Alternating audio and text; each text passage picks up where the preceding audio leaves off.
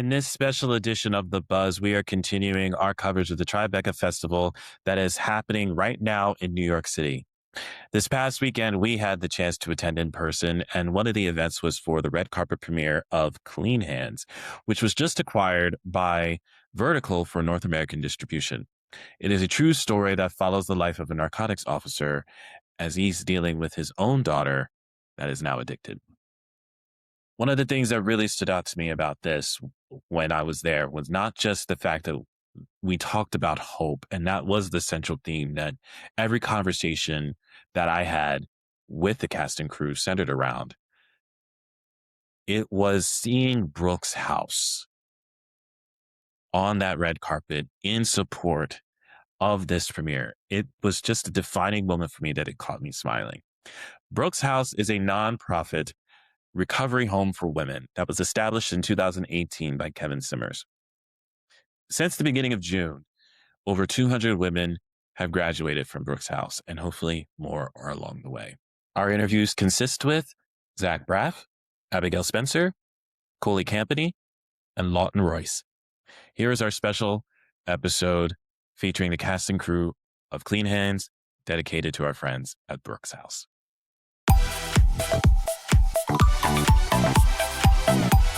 Welcome to BuzzWorthy Radio. Here's your host, NaVell J. Lee. So what was it about this project that you decided that you wanted to be involved? The script was just incredible. I mean, the script was incredible on its own. And then the fact that it's a true story, Right. It's just very powerful. It's very meaningful. It's about a real life superhero, to be honest. This was a man who was literally fighting crime. He was fighting with everything he had, the opioid, fentanyl, meth crisis in Hagerstown, Pennsylvania, which they call the heroin highway because of the way that. Oh, that's true. Because I used to work in that area. Yeah. And then because his daughter got addicted, he then was introduced to what the crisis is like 180 degrees on the other side of things for the addicts. And he quit the police force and really became a real life superhero in what he took on with trying to find a new way of getting particularly young women sober, a totally out of the box way that he came up with. And so the man's a real life superhero, and I just feel honored to portray him. One last thing. What do you hope that people, when they watch this film, they take away from seeing this? Because the thing I always said was, don't be afraid to ask for help. I think it's a hopeful story. I think also it's inspiring. Like, this is a man who had nothing. You can do anything you put your mind to. He had no money. He had no business experience. He never made a rehab. He was not a visionary. He was a narcotics detective. And he saw the problem so up close because of seeing the cop side and then seeing his daughter being addicted and suffering. And there's a guy who didn't take no for an answer. Every single person said no to him, but every single person, until one man gave him money, seed money, for his idea for a new concept on a rehab center.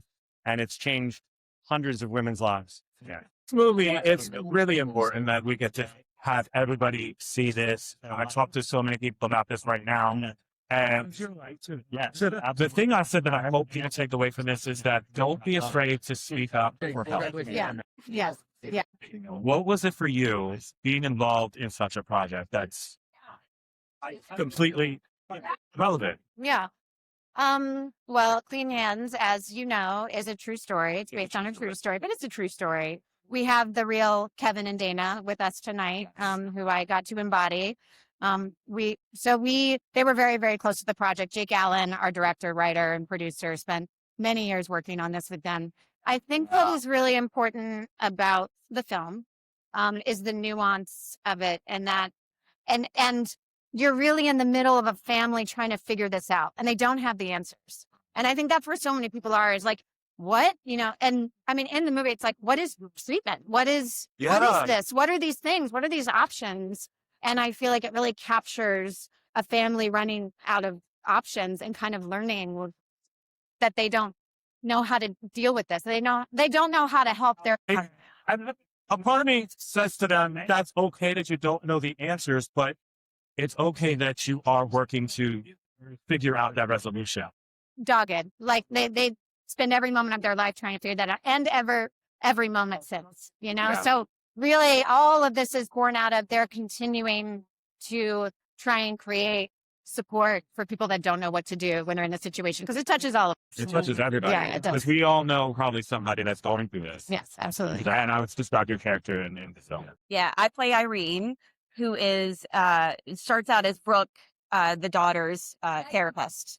And then she, as the movie kind of goes on, as her life goes on, she becomes the confidant, the guide for Kevin and Dana, the parents, and really kind of sets up their next chapter in life. You know, I was actually reading up on about Brooke's house before we started this, and it's just so interesting how this was created in 2018, and since this month, the beginning of this month, over 200 have graduated. It's an incredible feat to see. What do you think about the fact that we now have this, in essence, a safe space for these girls to be able to help overcome their addiction and help rehabilitate them in life? Chills as we're talking about it. It really is such a meaningful organization, and to be able to use this really the darkest moment of your life, you know, the hardest thing in the world, to use it in this way is remarkable. And not only do they have Brooke's house, which has helped, like you said, serve so many people and help them usher in their new life. And now we get to see it in a wider audience. So more and more people get to see this and hopefully be affected by it. You talk about having chills, you know, having this real life story being portrayed. Did you talk to any of the real life people that this movie was based on? And when you did, what was it like hearing their story from their perspective? Yeah, I did through the process of the film making it. And so the character that I get to play, every time I met somebody that knew her, that knew I was playing it, they were all like, oh my God, she touched my life. She changed it in this way. And so the power of that, the power of like knowing that even in your own little way, even through your own tragedy, you can help somebody else is really amazing. Seeing the way that they're all here, the way that they were on set as well, helping. And dude, it's incredible. It's incredible. Because right before this started, I saw all these people of Brooke's house wearing the shirts, getting the pictures, and just the support. I was smiling. I caught myself grinning when I saw all of these supporters here. And normally I'm not that revealing with my face. Yeah.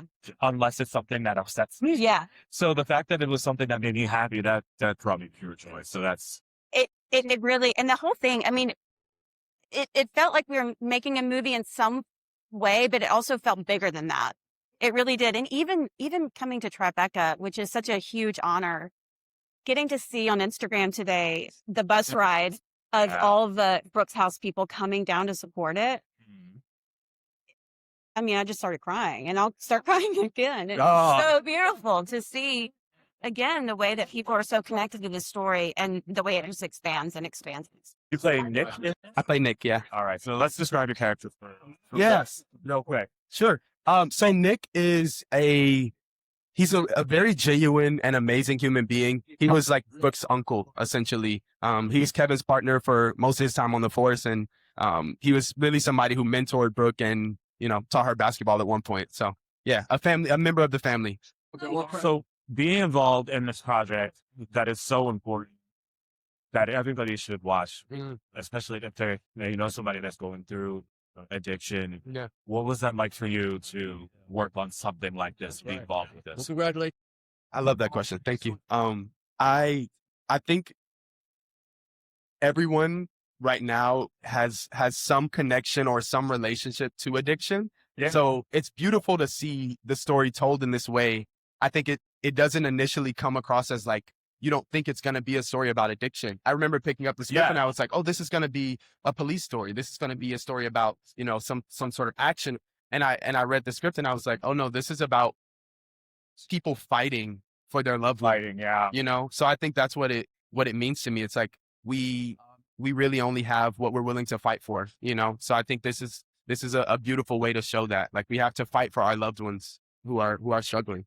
You know, we're seeing so many people from Brooke's house here today. Like, before this red carpet even started, they were here on the red carpet celebrating, and I didn't realize that it had so many supporters here. And that was so it was so exciting for me to see that. And I know that since this month, you only started this month, but as of this month, over 200 women have graduated from Brooke's house. It's incredible. And I just said that to Coley, and she was like, I just got chills from this. I was like, imagine me when I heard the news about that. That's huge. Yeah, it is absolutely huge. I mean, that's the thing. It's like, it's a beautiful thing to do a film like this so that everyone can see that Brooke's house is here. But it's even more beautiful that like Brooke's house is a living, breathing thing.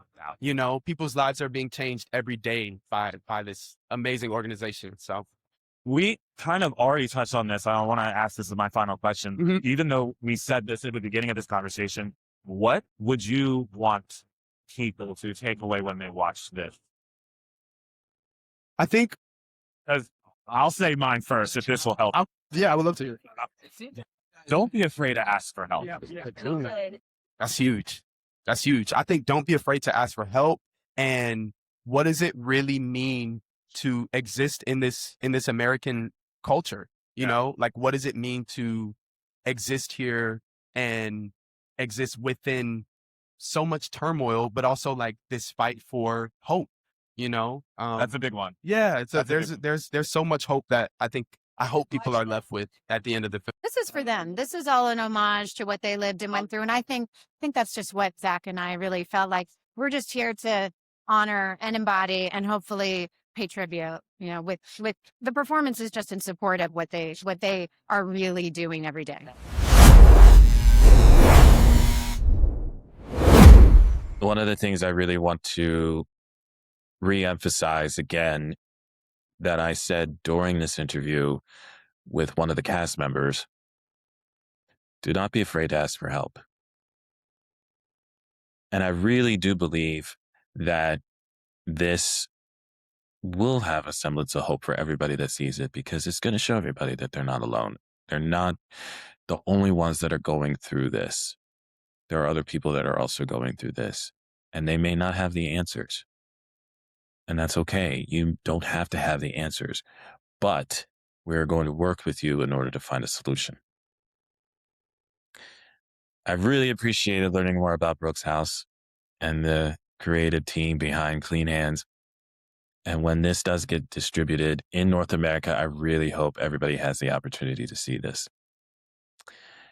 Thank you for tuning into this special episode of The Buzz. Until next time, I'm NaVell J. Lee. Thanks for tuning in to The Buzz. Catch all episodes on Spotify. Remember to like and subscribe. Visit BuzzWorthyRadiocast.com.